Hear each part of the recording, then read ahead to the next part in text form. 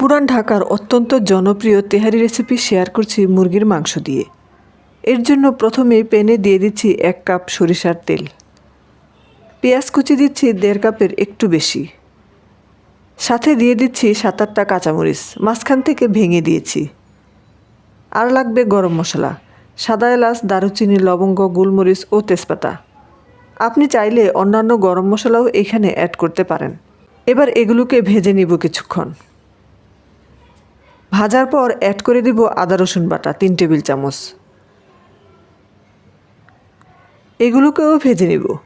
স্বাদ মতো দিচ্ছি লবণ, 1 চা চামচ দিচ্ছি ধনিয়ার গুঁড়া, 1 চা চামচ জিরার গুঁড়া, 1/2 চা চামচ গরম মশলার গুঁড়া। সব কিছু মিশিয়ে দিয়ে দিচ্ছি 1 চা চামচ লাল মরিচের গুঁড়া।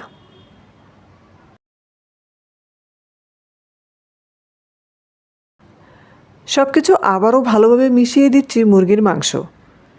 আমি এখানে 2 কেজি ওজনের মাংস সম্পূর্ণটাই অ্যাড করছি, শুধু গিলা কলিজা ছাড়া। দিয়ে দিচ্ছি 1/2 কাপ টক দই।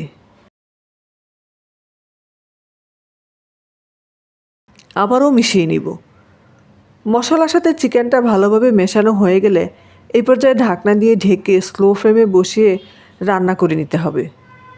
যখন এটা ভুনা ভুনা হয়ে যাবে তখন চুলা থেকে নামিয়ে নিতে হবে।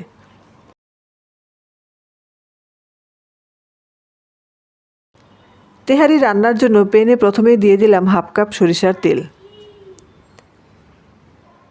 অ্যাড করলাম পেঁয়াজ কুচি, দিচ্ছি 2টো দারুচিনি, 2টো সাদা এলাচ।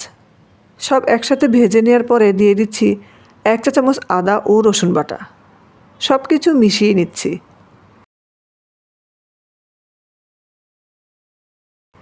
পেঁয়াজ যখন হালকা একটু গোল্ডেন হবে সেই পর্যায়ে অ্যাড করতে হবে পোলাওয়ের চাল।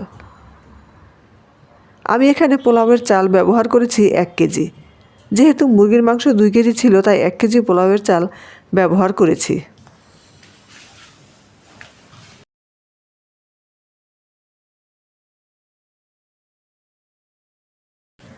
চাল মোটামুটি হালকা ভাজা হয়ে আসলে দিব 1 চা চামচ কালো গোলমরিচ গুঁড়া। আরও কিছুক্ষণ ভেজে নেওয়ার পর দিব ফুটন্ত গরম পানি। আমি যে পরিমাণ চাল ব্যবহার করেছি তার ডাবল পানি দিয়েছি, অর্থাৎ 4 কাপ চালের জন্য 8 কাপ পানি দিয়েছি। দিচ্ছি সামান্য ভিনেগার ও স্বাদমতো লবণ। এই পর্যায়ে লবণটা একটু কড়া করে দিবেন, কারণ চাল ফুটে ওঠার পর লবণের স্বাদ হালকা হয়ে যায়। এবার ঢাকনা দিয়ে রান্না করব। পানিটা যখন মোটামুটি টেনে যাবে ওই পর্যায়ে দিয়ে দিব মুরগির মাংস। চুলার তাপ কিন্তু রয়েছে মাঝারিতে। দিচ্ছি কয়েকটা আস্ত কাঁচামরিচ। এই পর্যায়ে সামান্য সরিষার তেল দিয়ে দিলাম। দিচ্ছি কয়েকটা কিশমিশ, 7 থেকে 8টার মতো দিচ্ছি আলু বোখারা। ঢাকনা দিয়ে ঢেকে চুলার তাপ মাঝারি থেকে একটু কম রেখে বসিয়ে রাখবো আরও কিছুক্ষণ। সরিষার তেলের ঝাঁঝালো ফ্লেভারে খেতে কিন্তু অসম্ভব মজার হয়।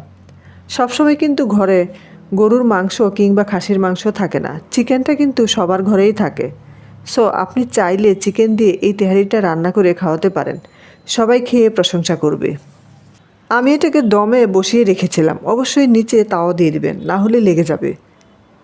এই তেহারি কতটা ঝরঝরে হয়েছে দেখেই বুঝতে পারছেন। সো আশা করছি আমার আজকের রেসিপিটা আপনাদের কাছে ভালো লেগেছে। যদি ভিডিওটি ভালো লাগে লাইক, কমেন্ট, শেয়ার করবেন। আর এরকম মজার মজার ও ইউনিক রেসিপি পেতে আমার চ্যানেলটি সাবস্ক্রাইব করবেন। আপনারা যারা পেজ থেকে ভিডিওটি দেখছেন পেজটি ফলো দিয়ে রাখবেন। সবাইকে আবারও ধন্যবাদ জানিয়ে আজকে এখানেই শেষ করছি। আল্লাহ হাফেজ।